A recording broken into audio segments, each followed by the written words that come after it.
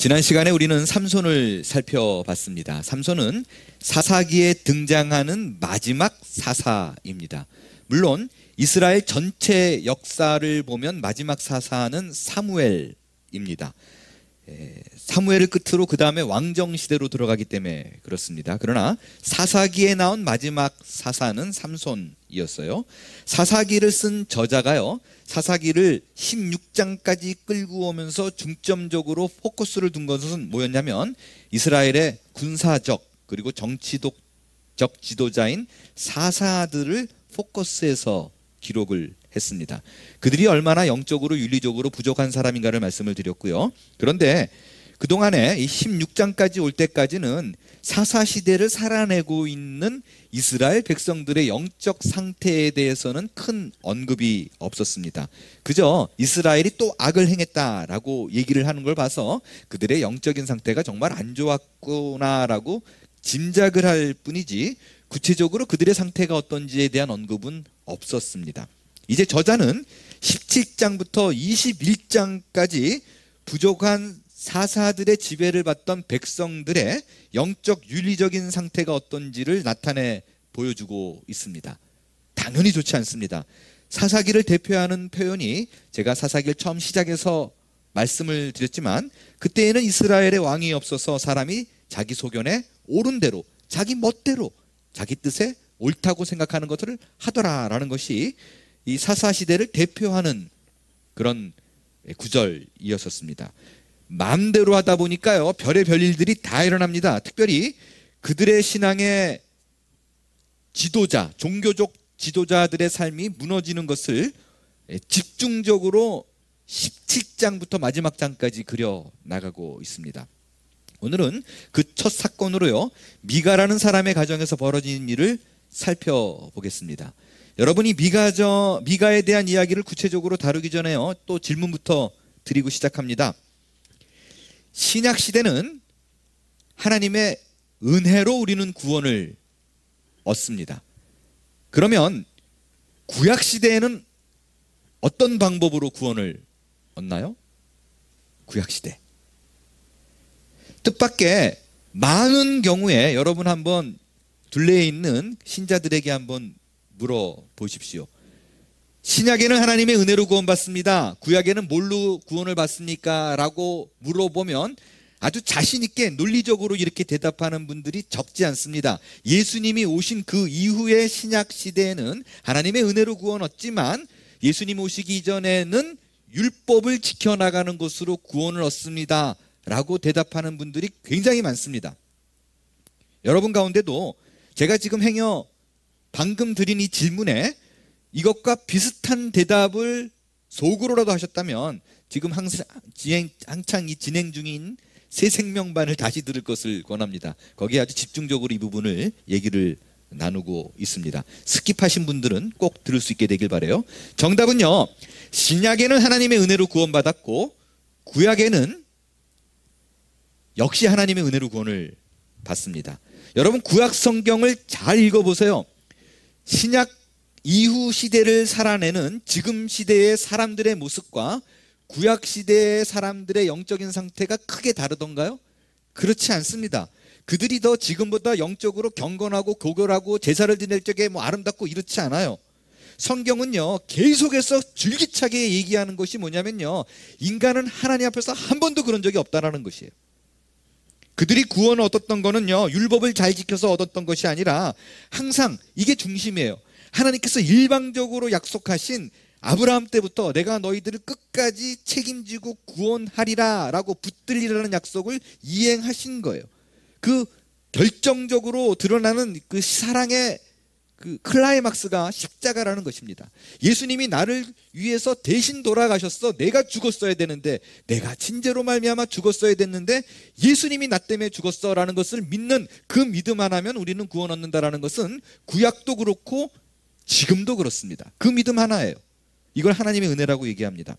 그러면 구약 시대에는 이 하나님의 은혜, 예수 그리스도의 믿음, 예수 그리스도의 십자가 보혈, 이것이 어떻게 표현되었는가? 이거를 모형이라고 얘기를 합니다. 구약 성경에 곳곳으로 앞으로 오실 예수님의 모형으로 그려져 있다라는 거예요. 이거를 또 다른 말로 그림자라고 표현합니다. 예수 그리스도의 모형, 그림자. 이 표현 두 개를 다 꼭 기억해 두시고 외워 두시기를 바랍니다.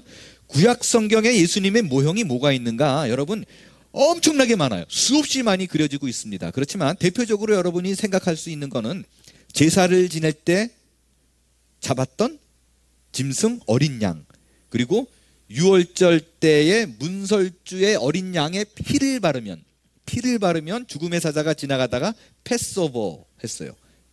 죽지 않았어요. 그걸 믿고 바른 사람들에게는 피를 믿고 발랐다, 예수 그리스도의 보혈의 피를 믿는다, 똑같은 모형입니다. 노아 시대의 구원의 방주, 역시 그 방주가 예수 그리스도의 모형입니다. 여러분 이런 식으로요, 구약에는 곳곳에 예수 그리스도의 모형이 숨겨져 있어요. 그 모형을 믿고 따르는 자, 그것을 의지하는 자는 예수님을 믿는 것으로 똑같이 동일하게 간주해서 예수를 믿는 그 하나님의 은혜, 그 믿음으로 구원 얻는다라는 것이 성립된다라는 것입니다. 그런데 모형이기 때문에, 그림자이기 때문에 잘 안 드러나요. 그냥 블러리해요. 여러 가지 모습으로 나타나 있는 것을 우리가 찾아내야만 됩니다. 그렇다면 자, 우리가 지금까지 사사기를 쭉 공부를 하고 있어요. 사사기에 등장하는 예수 그리스도의 모형, 그림자는 뭘까요? 어떤 걸까요? 대표적으로 여러 가지가 있지만 대표적으로 그거는 사사들입니다. 사사들이 예수 그리스도의 모형이에요. 자, 그러면 여기서 아주 여러분들 자연스럽게 복잡한 생각이 들어야 정상입니다. 우리가 지금까지 살펴본 사사들은 제대로 된 사람이 하나도 없었어요. 그렇지 않습니까? 하나도 위인도 없었고요, 영웅도 없었고요. 다 뭐 도찐개찐이지만 특별히 여러 사사들 중에서 마지막 라스트 미닛에 살펴봤던 입다와 삼손은요, 하나님에 대한 개념도 없었고 하나님이란 이름을 이용해서 자기들의 유익만 챙긴 것에 급급한 인물들이었었어요. 근데 그들이 어떻게 예수 그리스도의 모형이 될 수 있는가? 그들의 모습 속에서 예수님 같은 인격과 형상이 나와야 되잖아요. 그런데 왜 우리는 구약의 사사들을 예수 그리스도의 모형이라고 얘기하는가? 적어도 예수 그리스도의 모형이라 그러면요, 이미지 자체가 좀 고결하고 좀 정결하고 남들을 위해서 희생하고 이 예수님이었잖아요. 예수님은 자기의 목숨까지 내어놓으면서 자신의 백성들, 하나님의 백성들을 지키는 본을 보인 사람인데 사사들 중에 그런 사람이 어디 있어요? 그럼에도 불구하고 어떻게 그들을 예수 그리스도의 모형으로 우리가 받아들일 수 있는가라는 부분입니다. 여러분 이거는요, 이렇게 이해하면 됩니다. 모세의 예를 한번 들어볼게요. 모세는 구약 성경에 나타난 대표적인 예수 그리스도의 모형입니다. 그런데 모세의 삶을 한번 들여다보세요. 그가 어디 예수 그리스도와 흡사했나요? 전혀 그렇지 않잖아요. 모세는요, 사람을 죽인 적도 있어요. 그리고 40년간 자신을 비관하는 인생을 살았어요. 산지에 들어가가지고 철저하게. 그래서 하나님이 나타나서 너를 구원자로 쓰겠노라 그랬더니 무슨 말씀하시는 거예요? 이랬던 사람이에요. 전혀 비슷하지 않아요. 그런데 왜 모세를 예수 그리스도의 모형이라고 얘기하는가? 여러분 그 성경에서 얘기하는 모형이라는 말의 의미는요, 그 모든 것이 디테일한 부분까지 닮았다라는 것을 의미하지 않습니다. 중요한 거는요, 구속사적인 시각입니다. 이게 가장 중요한 거예요. 구속사적인 시각으로 인물과 사건과 어떤 물질을 봤을 때에 그것이 구원의 개념으로 사용되어졌느냐가 중요한 거예요. 모세 같은 경우에 이집트에 있는 이스라엘 백성들을 가나안 땅으로 끌고 나갑니다. 이것은 상징적으로 죄악된 세상, 고통의 세상을 이집트로 비유해서 그 고통 속에 있는 세상에 있는 자들을 천국으로 상징되는 가나안 땅으로 견인차 역할을 한 사람, 그들을 끌고 온 사람이 모세예요. 이것이 구속사적인 시각으로 봤을 때 정확히 예수 그리스도가 한 일, 그 눈으로 봤을 때의 예수 그리스도의 모형이다라는 거예요. 노아의 방주도 마찬가지입니다. 노아의 방주에 노아가 끊임없이 얘기했어요. 하나님의 저주의 비가 임할 것이다. 근데 아무도 그 말을 안 믿었어요. 노아가 뭐라 그랬냐면 이 방주에 들어가면 살리라. 아무도 안 믿었어요. 그러나 노아의 가족들은 믿고 같이 들어갔습니다. 그때 그 말을 믿고 방주에 들어간 사람은 하나님의 저주로 상징되어지는 비에서 구원받더라. 그래서 노아의 방주가 예수 그리스도의 모형입니다. 모든 거는요, 구약을 들여볼 적에 그 사람의 개인적인 성격과 성향보다도 큰 그림으로 구속사적인 측면, 구속사적인 시각으로 보는 것이 너무나 중요합니다. 이걸요, 말씀을 통해서 제가 좀 확인해 보겠어요. 조금 길지만 히브리서 9장 22절에서 26절 말씀을 한 절씩 제가 읽으며 설명해 드리겠습니다. 율법을 따라 거의 모든 물건이 피로써 정결하게 되나니 피 흘림이 없은즉 사함이 없느니라. 여러분, 이거는요, 구약의 제사를 의미하는 거예요. 짐승을 잡을 때 죄진 자는 피를 흘려야 된다. 그거를 트랜스퍼해서, 그 짐승에게 트랜스퍼해서 죽인다라는 거를 의미하는 거예요. 그러므로 하늘에 있는 것들의 모형은 이런 것들로서 정결하게 할 필요가 있었으나 하늘에 있는 그것들은 이것들보다 더 좋은 제물로 할지니라. 여기서요, 모형이라는 게 어떤 몰드 뭐 그런 뜻이라기보다 영어에는 카피라고 되어 있어요. 그러니까 카피예요. 그러니까 끊임없이 죄를 지을 때마다 모형인 짐승은 맨날 제사를 지내야 됐어요. 매번 잡아야 됐어요. 근데 더 좋은 제물, 이게 예수 그리스도예요. 더 좋은 제물. 예수 그리스도의 십자가 죽음은 그런 게 필요 없다라는 것이 이제 이어지게 될 거예요. 24절. 그리스도께서는 참것의 그림자. 이게 섀도우라는 뜻이 영어로도 안 그래요. 영어도 똑같이 헬라어의 다른 단어인데 카피라고 번역을 했더라고요. 그러니까 이게 섀도우 모형 다 이게 블러리하다라는 그런 뜻이에요. 손으로 만든 성소에 들어가지 아니하시고 바로 그 하늘에 들어가사 이제 우리를 위하여 하나님 앞에 나타나시고 25절. 대제사장이 해마다 매해 다른 것의 피로써 성소에 들어가는 것 같이 자주 자기를 드리려고 아니하실지니 예수 그리스도의 이후에는요, 이제 매번 제사를 지낼 필요가 없다라는 뜻이에요. 왜 그러냐? 26절. 그리하면 그가 세상을 창조한 때부터 자주 고난을 받았어야 할 것이로되. 만약에 이게 모형의 역할을 예수 그리스도와 똑같이 하면 매년 죽어야 된다라는 그런 뜻이에요. 이제 자기를 단번에 그 십자가 사건 한 번에 제물로 드려 죄를 없이 하시려고 세상 끝에 나타나셨느니라 라는 거예요. 더 이상 예수 그리스도의 십자가로 말미암아 모형의 역할은 끝나고 이제 본질이 왔기 때문에, 본체가 왔기 때문에 더 이상 날마다 맨날 잡는 일은 필요 없다라는 뜻입니다. 여러분, 이게 모형의 역할이에요. 모형이라는 건요, 구속사적인 측면을 봤을 적에 구원한다라는 것으로 드러나진 사건, 사람 뭐 이런 것들을 보여준다라는 거예요. 마찬가지로요, 사사들도요, 그들의 태도라든가 뭐 신앙의 모습이라든가 이런 걸 갖고 이게 어떻게 예수 그리스도가 이래 라고 판단하지 말고 그가 어떤 일을 했는가, 특별히 하나님이 그들을 어떻게 사용하셨는가 라는 데 포커스를 두면 해석이 됩니다. 쉽게 우리가 얘기를 하면요, 공학에서 프로토타입이라는 거 있죠. 어떤 제품이 나오기 전에 핸드 스케치를 하거나 아니면 디지털을 이용해서 몰드를 만들어 놔서 턱 내놨을 때 그거를 보고 원래의 모습하고 똑같네 이러는 사람은 뭐 거의 없잖아요. 이것의 기능을 이거구나, 이렇게 생겼구나, 뭐 이런 걸로는 그 프로토타입이 자기 역할을 다 한 거예요. 마찬가지로 구약에 나온 모든 모형들은 예수 그리스도의 구속의 모습을 보여주는 거 하나로 그의 역할을 다 한 거다라는 것으로 여러분 이해하시면 됩니다. 여러분, 왜 이거를 제가 수도 없이 주야장창 강조하는 것인가? 앞으로도 계속 강조하고 할 거예요. 왜냐하면 이제 이런 습관을 좀 버려야 되기 때문에 그렇습니다. 여러분이 말씀 묵상을 할 때 특별히 구약을 오늘 하루를 묵상하고 말씀대로 살아야겠다라고 성경을 폈을 때 여러분이 이 말씀을 읽어나가면서 내가 이것으로 삶의 교훈을 얻어야겠다라는 시각을 우선으로 두지 마세요. 그것이 먼저 된 시각이 되면 안 됩니다.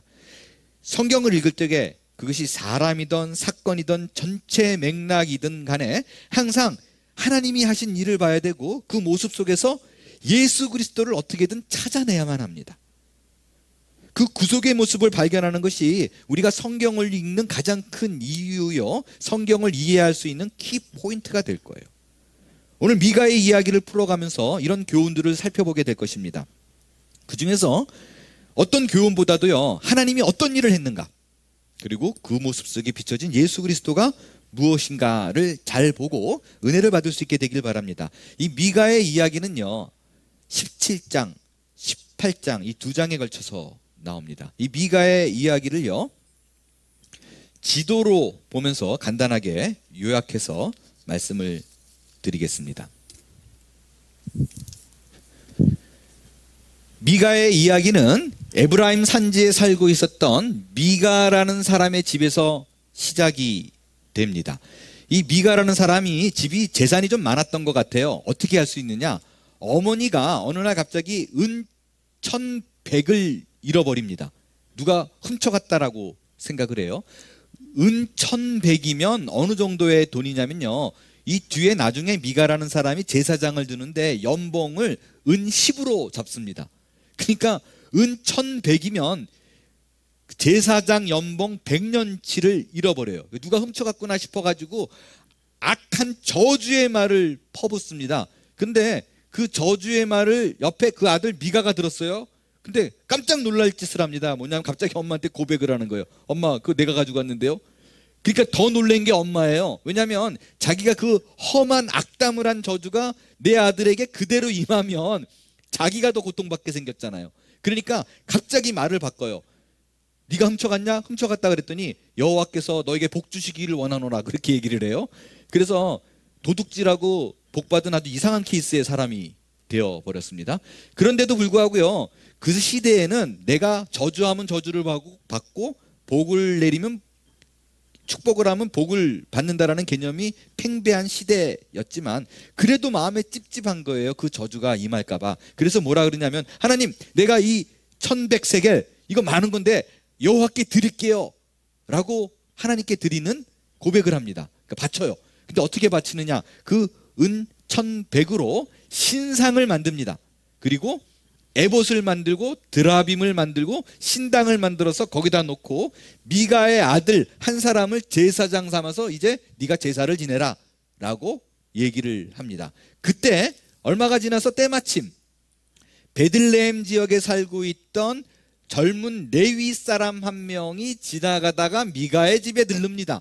미가의 집에 들르니까 환영을 하면서 또 지나가는 나그네를 대접하는 것이 그 나라 문화였었잖아요, 당시에. 그러니까 너 들어와서 뭐 유숙하고 가라. 근데 너 뭐 하는 사람이냐 했더니 저 레위인인데요. 그러니까 미가가 아주 반갑게 맞이해요. 너 레위인이냐? 그러면 레위인이 제사장 될 자격이 있으니까 이제부터 그러면 우리 집에 제사장을 네가 해라. 그래서 집제사장이 돼요. 1년에 은 10을 줄게. 은 10세겔을 줄게. 그래서 계약을 맺고 먹고 자고 연봉 은 10 계약을 맺고 거기에 유합니다. 그게 17장까지의 내용이에요. 18장에 들어서면 이제 단지파가 이 사건에 인벌브 됩니다. 단지파는요, 여러분 그 여호수아 시대에 이미 이쪽 땅을, 이 서쪽 땅을 분배를 받았어요. 근데 당신은 이렇게 분배 받는다고 자기가 갖는 게 아니라 그 족속들을 다 몰아내야 되잖아요. 그때 있는 족속들을. 근데 이 단지파가 그 아모리 족속을 몰아내지 못했어요. 그래서 아모리 족속에게 오히려 쫓겨납니다. 사사기 1장 34절에 그런 부분이 나오죠. 쫓겨나요. 그래서 자기들이 살아야 될 곳을 찾아야겠다라고 생각을 합니다. 그래서 어떻게 하냐면요, 이 에스다올과 소라 지역에서, 이 소라 에스다올은 많이 익숙한 지역이죠. 지난주 삼손이 활약했던 그런 지역이에요. 소라와 에스다올 사이에 묻혔죠, 삼손이. 아무튼 이 지역에서요, 이 단지파 사람들이 5명의 젊은 사람들을 파견해요. 좀 돌아봐서 어디에 우리 지파가 살만한지를 좀 알아보더라, 보너라. 그리고 보내요. 이 단지파 사람의 5명이 올라가다가 미가의 집에 들릅니다. 미가의 집에서 유숙하려고 그러는데 어디서 익숙한 목소리가 들려요. 보니까 그 제사장하고 아는 관계였는 모양이에요. 지금 보이스가 익숙하다고 써 있거든요. 너 여기 웬일이야? 그랬더니 저 여기서 지금 이 미가의 집에서 제사장 하는데요. 그래? 그리고 거기에 신당도 있고 신상도 있는 걸 다 봐요. 그리고 이 5명의 사람들이 이 제사장으로부터 축복을 받고 라이스라는 지역 꼭대기까지 올라가 가지고 이 지역을 살핍니다. 근데 이 지역이 너무 좋은 거예요. 비옥한 땅이에요. 사람들도 좋아요. 온순해요. 그래서 이들이 다시 5명이 내려와서 단지파 사람들에게 이 지역이 진짜 좋으니까 약탈해도 좋을 것 같은데요. 그러냐? 그리고 600명이 이제 올라갑니다. 올라가면서 미가의 집에 들러요. 미가의 집에 들러가가지고 문안하겠다 그러는데 600명이 섰으니까 이제 위협이죠, 사실은. 그래서 거기서 지내다가 거기서 나오면서 이 미가의 집에서 나오면서 아무 말도 없이 그 은 1,100으로 만든 신상 에봇 드라빔을 약탈해가지고 갖고 나가요. 그러니까 제사장이 깜짝 놀래가지고 따라 나와서 어이 당신들 뭐 하는 거예요? 그거 왜 신상 훔쳐가요? 그랬더니 이 단지파 사람들이 그 제사장에게 제안을 합니다. 야, 너 지금 미가의 집에서 제사장 하지 말고 우리 단지파의 제사장 하는 게 어때? 비교해봐. 그렇게 얘기를 해요. 그러니까 이 제사장이 가만 들어보니까 이게 훨씬 더 자기한테 어떤 그 물질적으로 좋을 것 같거든요. 그러니까 개척교회 목사한테 너 10명 놓고 목회할래? 1,000명 놓고 목회할래? 이런 거잖아요. 그러니까 한 집안에 있는 것보다 지파의 제사장이 따라 하는 게 좋을 것 같아서요. 아무 말 없이 그냥 따라가요. 졸졸졸졸 또 따라갑니다. 그러니까 나중에 미가가 알고 동네 사람들을 모아서 쫓아갑니다. 마주치죠. 그때 여긴 벌써 600명이잖아요. 그러니까 단지파 사람들이 미가가 쫓아와가지고 뭐라 그러니까 너 죽을래? 그러니까 깨갱 그러고 그냥 아무 소리 못해요. 그러니까 이 미가의 물건을 훔쳐서 신상과 에봇과 드라빔을 훔쳐서 라이스로 올라가서 이 라이스에 있는 사람들을 다 박살을 냅니다. 그리고 단지파가 이 라이스 지역에 거주하게 되었다라는 것이 18장까지의 내용입니다. 그래서 어느 때부터인가 이스라엘을 표현할 적에 브엘세바에서 단까지 이런 표현을 쓰는데 원래 단은 여기였었어요. 근데 사사기 20장에도 나오지만 여기서부터 여기까지가 이때부터 단 지파가 위에서 일을 하게 됐습니다.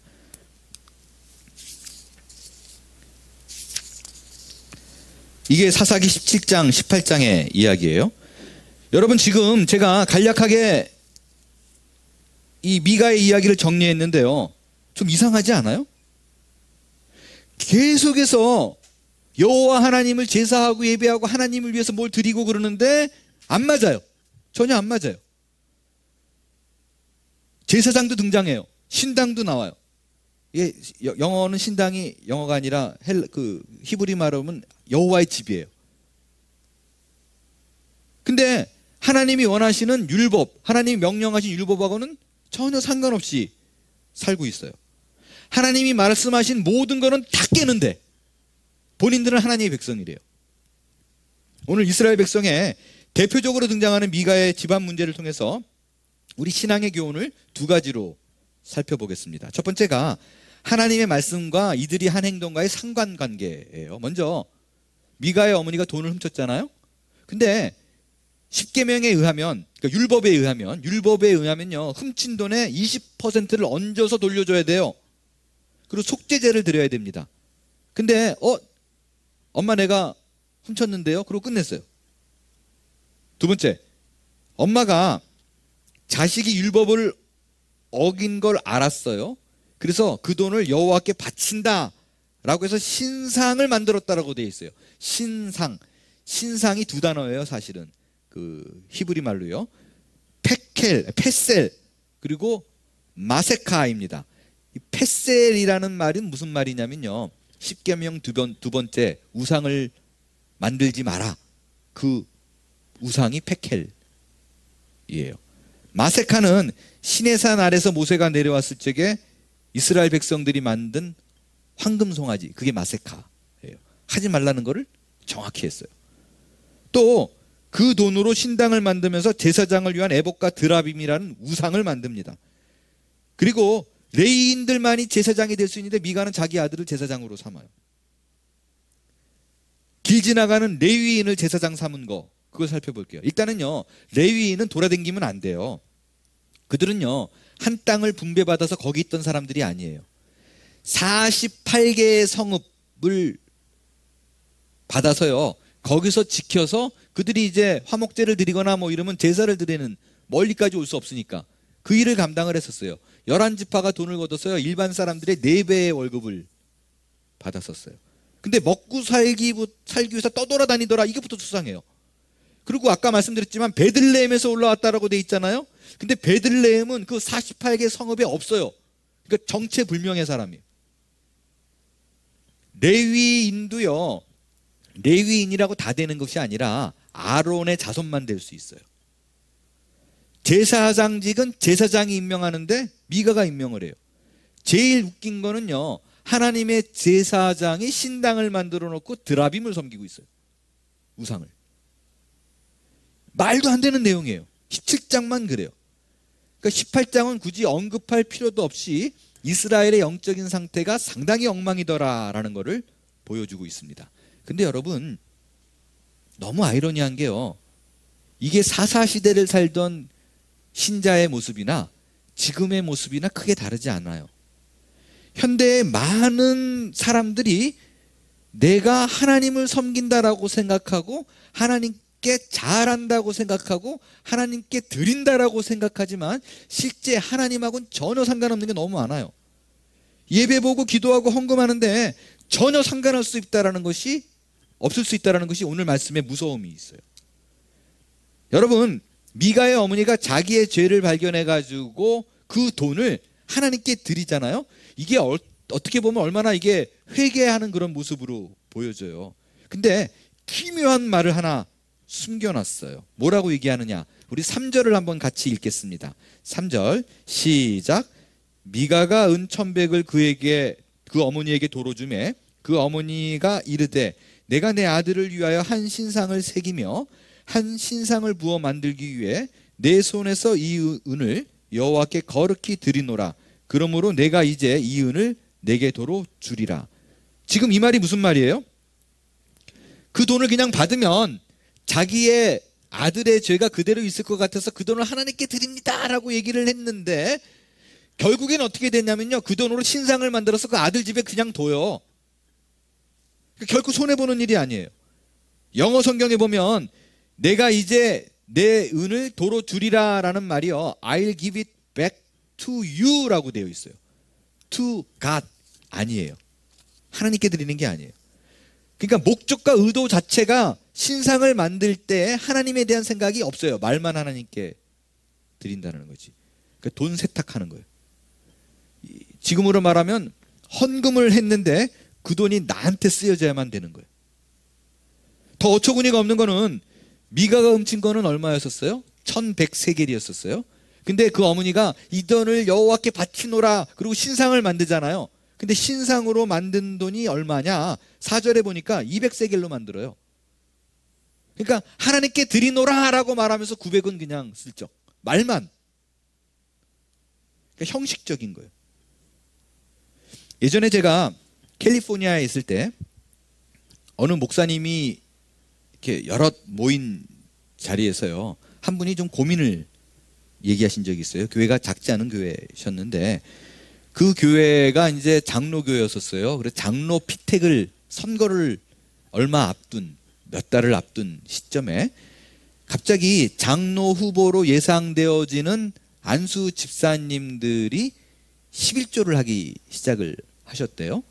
근데 목사님이 그 11조 액수를 이렇게 보니까 몇몇 분들은 정말로 온 교인들이 다 알 정도로 굉장히 수입이 좋으신 분인데 말도 안 되는 작은 액수를 내면서 11조라고 써서 냈다라는 거예요. 그래서 이분이 시험에 들었어요. 그래서 목사 양심에 불러서 이러면 안 됩니다라고 얘기를 해야 되나, 사람을 의식하는 것 같은데 어떻게 해야 되나, 그래서 고민입니다 라는 얘기를 하시더라고요. 그래서 제가 여쭤봤어요. 목사님 혹시 주보에 11조 명단이 들어있나요? 그랬더니 예, 저희 교회에서는 주보에 11조를 누가 냈는지 명단이 있습니다.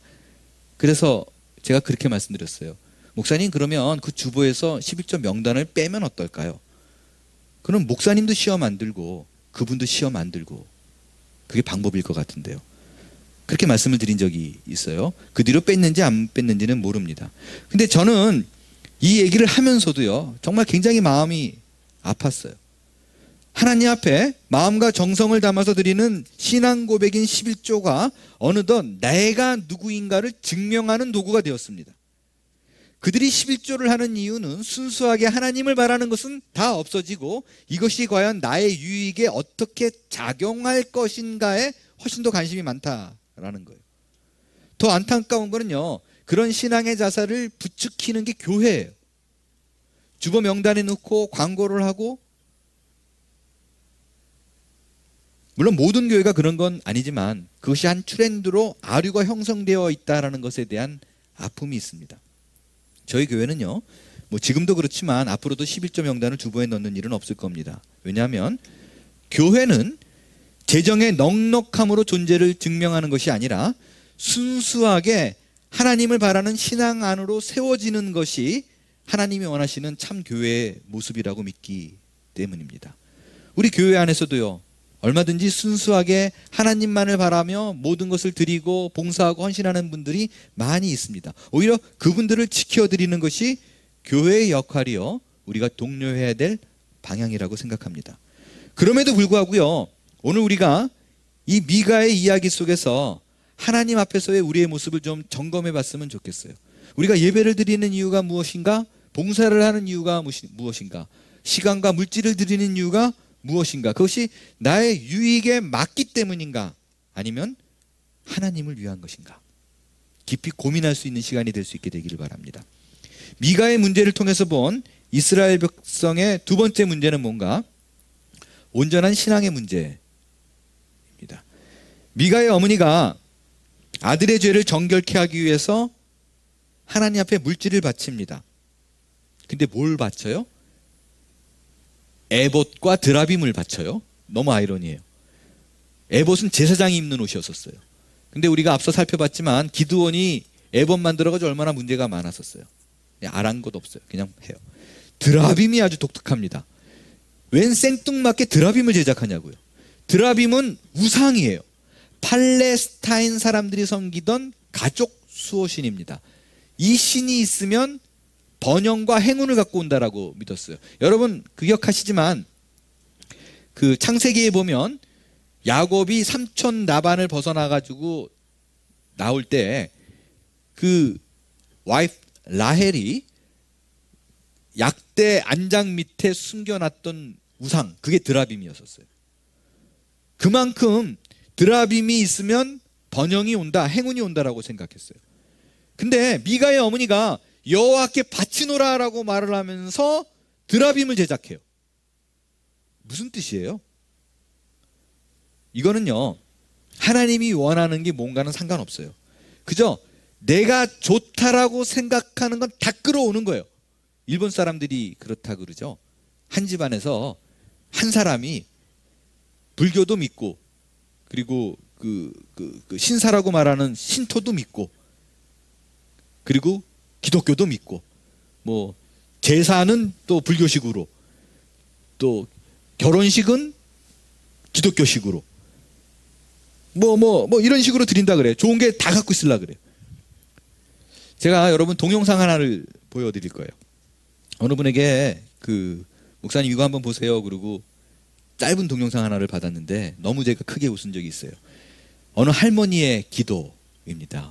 정말 순박하게 생기신 할머니가 시골 교회 같아요. 시골 교회 와서 기도하는 모습인데 기도 내용이 얼마나 순수한지 모릅니다. 그 할머니에 대한 초상권이 걸릴까 봐 제가 좀 너무 급하게 얼굴을 가리는 작업을 좀 했는데 좀 허접해요. 허접하더라도 좀 이해해 주시기를 좀 부탁드립니다. 이분의 기도를 여러분 잘 주목해서 듣는데 특별히 마지막 부분을 좀, 여기 불 좀 꺼주실래요? 예. 마지막 부분을 좀 집중해서 들어주시기를 바랍니다. 볼륨을 좀 올려주세요.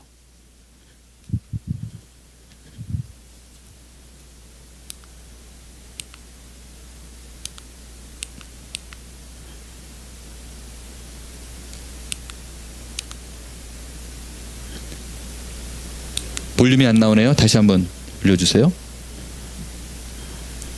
준비됐으면 말씀해 주실래요? 예.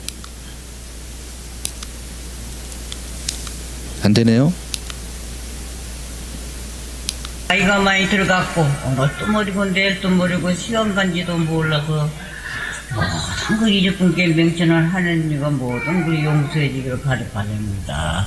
하나님한테 좋은 말씀 드리려고 아무리 정신을 써도 이제분께 하나님과 모든 그 용서해 주기를 간절히 바랍니다. 관심보살. 마지막에 들으셨나요?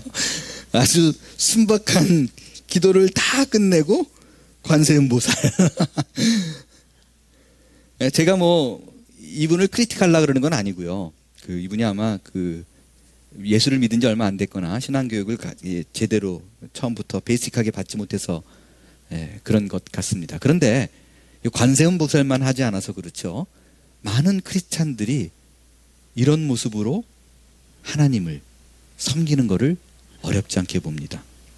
그 대표적인 부분 중에 하나가요, 성경과 십자가를 부적처럼 사용하는 경우예요. 성경은 읽으라고 있는 거지 모시라고 있는 게 아니거든요. 성경을 그냥 방마다 거실마다 다 놔요.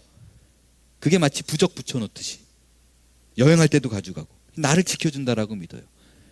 이사를 하거나 개업을 하면 말씀 액자를 딱 붙여놓죠.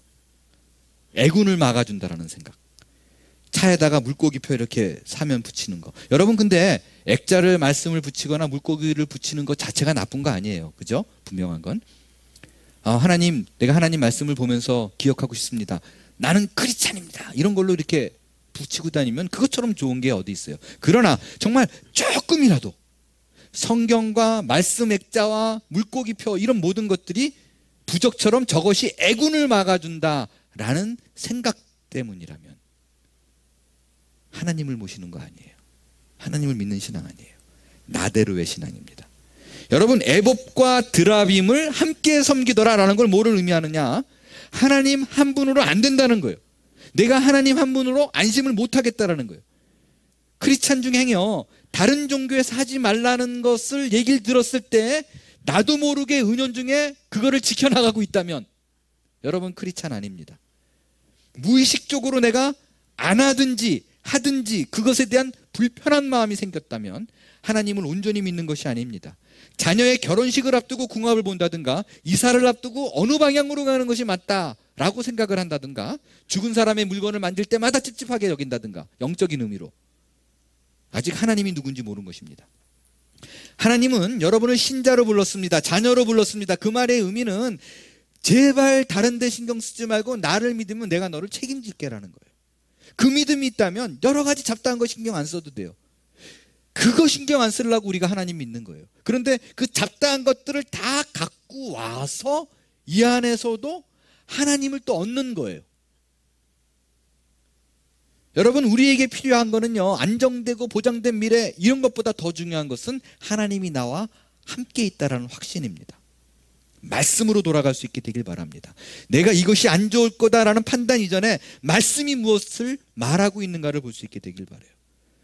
그 말씀이 내 삶과 접목돼서 회복되어질 때 진정한 신앙의 재건이 이루어지게 될 줄로 믿습니다. 미가의 이야기를 정리하면서 가장 중요한 사실 하나를 여러분에게 전하고 싶습니다. 오늘 이 사사기 17장, 18장에 나온 얘기는 모두 한 가지의 사실을 얘기하고 있습니다. 이들은 하나님을 섬기는 신앙을 이 세상의 안위와 번영과 바꿨다는 거예요. 세상에서 잘 먹고 잘 살기 위해서는 나는 하나님을 팔아도 좋다라는 것이 두 장에 다 나온 이야기예요. 그를 위해서 영적인 지도자인 그 석연찮은 레위 제사장도 자기를 살려준 미가의 가족을 버리고 돈 때문에 명예 때문에 단지파를 따라 떠나요. 대형교회에서 부르니까 작은 교회 버리고 떠난 거예요. 그럼 이 미가의 이야기 속에서 뭘 발견할 수 있나? 우리에게 주시는 큰 교훈은 뭔가? 여러분, 이제 이 미가의 어머니처럼 하나님의 예물을 떼먹지 말고 열심히 11조 하자 이런 거예요? 아니면 미가처럼 하나님과 세상에 양다리 거치지 말고 온전히 하나님만 믿으며 살자 이런 건가요? 물론 그건 역시 우리에게 주는 교훈은 틀림없습니다. 그러나 그것을 통해서 우리는 우리 신자가 해야 될 일과 가야 될 방향을 볼 수 있는 거예요. 그것이 우리에게 우선되는 교훈이 되어서는 안 됩니다. 만일 우리가 그거를 지켜내야겠다고 몸부림을 친다면 율법으로 구원 얻는 믿음을 가진 것과 다름이 없습니다. 이 이야기 속에서 우리가 중점적으로 봐야 될 것은 하나님의 일하심을 봐야 됩니다. 예수 그리스도의 모습을 봐야 됩니다. 저는 처음에 설교를 시작하면서 구약이나 신약이나 동일하게 우리의 구원은 우리의 행위가 아니라 하나님의 은혜로 구원을 얻는다라고 말씀을 드렸어요. 그렇기 때문에 이들이 정말 형편없이 살지만 얼마나 가증스럽게 살아요. 그럼에도 그들을 버리지 않는 하나님을 여러분의 시각에서 놓치면 다 놓치는 거예요. 내가 이거를 안 지키기 때문에 저주받을 거다라고 생각하면 놓치는 거예요. 이들은 어리석게도요, 하나님과 세상을 둘 다 좋아합니다. 그리고 그거를 팔아 자신의 유익을 누리는 삶을 살아갑니다. 실제로요, 단지파 보세요. 하나님께서 명령하신 그 허락한 땅이 있잖아요. 그게 원래 이스라엘 서쪽이었잖아요. 근데 그거를 무시하고 하나님의 명령을 어기고 아모리 족속을 쫓아내지 않고 북쪽으로 올라가서 라이스 성을 점령하여 삽니다. 그 단지파는요, 요한복음 7장에 보면 주님이 재림할 때 14만 4천을 얘기할 때 각 지파에 맞는 숫자를 열거할 때 그 12지파의 단지파가 빠져 있습니다. 근데 여러분 조심해야 될 게, 빠졌네 그러면 그들은 멸망했네, 구원 못 받았네 라고 생각하면 안 됩니다. 항상 우리는 그렇게 흐르면 안 돼요. 그들은 영적인 누림을 갖지 못했다라는 것입니다. 우상 숭배로 인한 그 시련을 너희들이 감당해야만 된다라는 거예요. 왜냐하면 요한계시록 7장엔 빠졌지만 에스겔 48장에 보면 주님이 재림하셔서 그의 나라를 세워서 땅을 분배할 때 가장 첫 분깃이 단지파에게 돌아갑니다. 무슨 말인가요? 하나님의 은혜의 그 언약은 언제나 우리를 붙들고 인도한다라는 거예요. 단지파를 결코 버리지 않는다라는 것입니다. 이 사실에 두 팔 들어서 환영할 수 있게 되길 바라요. 여러분, 하나님의 말씀을 통해서 내가 더 이상 죄 짓지 말아야겠다, 물론 좋아요. 그러나 이거는 소극적인 신앙입니다. 내가 삶의 누림을 가질 수 있는 적극적인 신앙은 하나님이 나와 온전히 같이 한다는 것을 확고히 믿는 신앙이에요. 그 사실을 깨달을 때 자유함을 누리게 될 것이고, 죄 가운데 두려움 가운데 떠는 것보다 주 안에 거하는 삶, 그것이 얼마나 복되고 유익한가, 내가 하나님 말씀에 순종하는 것이 얼마나 가치 있고 내 삶을 풍요롭게 하는 것을 깊게 알게 되는 것, 그것이 우리가 누리는 신앙의 자유입니다. 순서를 바꾸지 마십시오. 이 한 주간에도 더욱더 주님께서 우리에게 원하시는 신앙의 본질이 무엇인가에 집중할 수 있는 한 주가 될 수 있게 되기를 바랍니다. 우리 일어나서 찬양 드리겠어요.